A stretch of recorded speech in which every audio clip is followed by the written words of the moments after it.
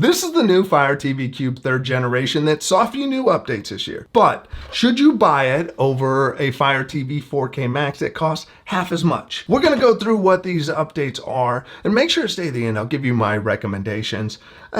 I will say it's an interesting device. Before we start, this is not a full review. I've only had this for a bit, so I'm sharing some of my initial experiences. Also, I did buy this. If you'd like to check it out, I'll put links down in the description. If you're not familiar with the Fire TV Cube, it is basically a Fire TV stick and an Echo combination that gives you hands-free control to make requests and to control your devices. So we'll go more into that in a moment. I do want to point out that since the original Fire TV Cube came out, there's now the option to pair an Echo and a Fire TV stick. So you have very similar hands-free control. The thing is, you could get both of these on sale for about half the cost of a Fire TV Cube. The Fire TV Cube is $139. That's $20 higher than the previous generation, and that price places it between Apple's new $129 Apple TV and $149 Apple TV. $139 for this, I feel like, is a little high. The Fire TV Cube was a nice alternative to an Apple TV when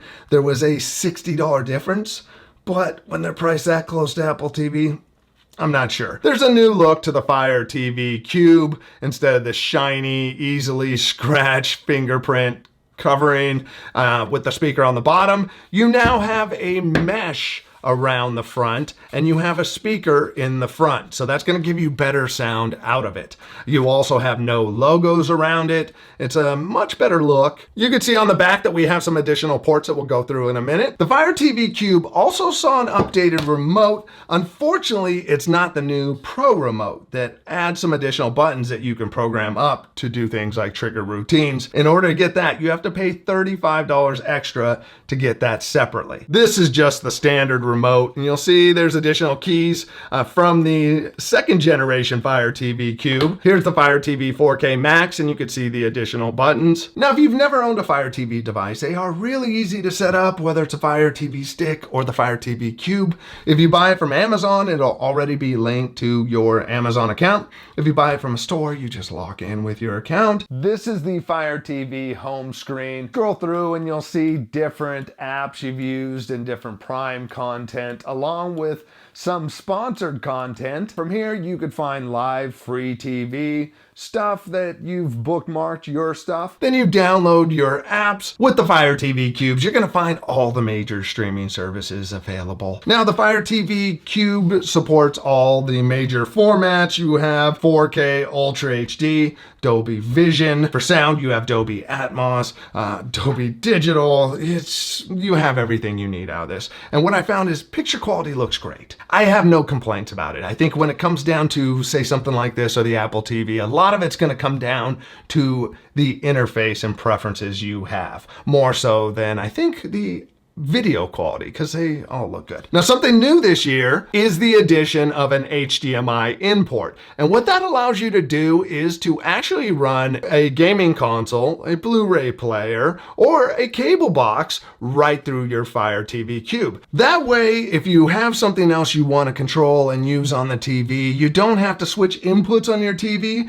Instead, you can do all that just through the Fire TV Cube. You can pick your input, and this is where you would switch over to something like the Xbox that I have hooked up to it right now. If you hit the home button, it takes you out of that back to the home screen. Now, something to think about. I personally would not use this for my consoles. And the reason why, these are both HDMI 2.1 ports, but they only support 60 frames per second. The latest gaming consoles and the Apple TVs support higher frame rates. My Xboxes will go up to 120 frames per second. So I'd actually be limiting them. What I would do instead is plug my devices into the TV, and then using the audio return channel coming out of the TV, you plug that into the Fire TV Cube, and with that, you're able to pass through the sound from your television into the Fire TV Cube, and then off to paired echoes. The thing is, you have to actually use your remote to switch over to the Fire TV input. But using that method instead, I could plug in 3 different things and have the sound come back to the Fire TV Cube. I did make a video on how to pair echoes to a Fire TV stick. stick, or in this case, a Fire TV Cube. I'll put that down below. Now, if you haven't already, make sure to hit the subscribe button and click the bell so you're notified of the next video. I will be doing a video on the new Apple TV soon, and then I will make something on a little head-to-head between the two. One of the updates to the new Fire TV Cube is the new processor that is twice as fast as the Fire TV 4K Max. In testing that, it didn't feel twice as fast for general navigation and loading apps. And actually, with the software updated on the Fire TV Cube 2nd generation, they really didn't feel faster navigating around. So for general navigation and making requests, I didn't really notice much of a difference, so I wouldn't necessarily run out to upgrade for that. Now, if you are playing games using Amazon Luna or some of the other apps, you might notice a difference there. Another update we're seeing this year is the addition of a USB-A port. That can be used for cameras or external storage. So you could hook up a web camera, launch a Zoom app, and do a meeting right over your TV. If you do store a lot of apps, you could put additional storage. Also on the back here, we have the IR extender. This time around, there is no extender cable. So if you wanted to put this somewhere where the infrared couldn't control your TV, you used to be able to extend it. That is one of the nice things about the Fire TV Cube that it offers over the Fire TV sticks, is there is an infrared emitter. So you can control receivers and televisions in ways that you can't with the Fire TV stick. So with my other Fire TV Cube, I would actually use it to switch inputs over to my Apple TV. I would ask to switch to Apple TV input or Xbox input, and it could do that. So for more control over receivers and TVs, it could be a good option for that. The new Fire TV Cube is also updated with Wi-Fi 6E support, and what that means is there's a new bandwidth that is 6 gigahertz. Not a lot of devices are using that so far, so that additional bandwidth is kind of opened up more, and we're seeing more and more devices add 6E support. Also on the back is a Ethernet port, so if you'd like to hardwire it instead. I'm a big fan of hardwiring these devices when you can, so you pull that streaming traffic off of your Wi-Fi. Thought this was a pretty cool update. Amazon has added hearing aid support, so you can set it up so the sound from the Fire TV Cube goes to your hearing aids,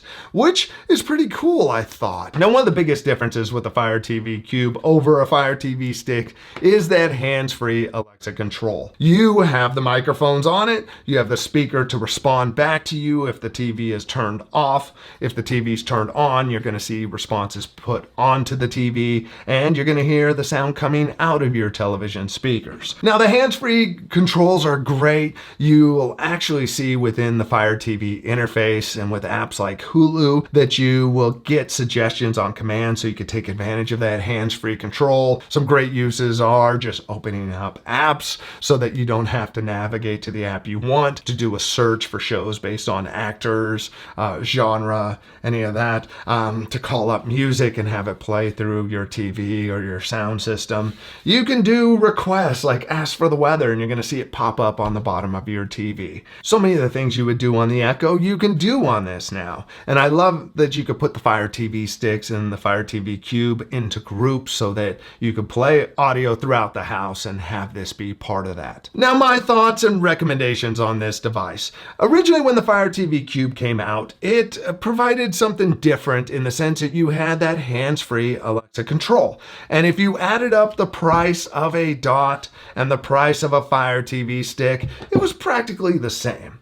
Now we have a price increase, and that feature isn't unique to this anymore. You now have the option that you can take this Echo or one of your other Echoes and pair it with the Fire TV stick, and in doing so, potentially save yourself some money. That opens up the hands-free control. So personally, I would go with the Fire TV 4K Max, especially as we approach the holidays. You know, you get this for $40, you get a Echo Dot for $30. You're saving at that point $60, $70. So think about that. If you only have a single device you want to connect up, it's nice not to have to use the TV remote and be able to do everything through your Fire TV Cube. But if you're not going to take advantage of these new features and the updates, you know, again, I say go with something like the Fire TV 4K Max. From a navigating, streaming standpoint, I didn't notice any processing differences. Now, which streaming device are you using? Let us know in the comment section. Next, make sure to check out this video over here so you can see why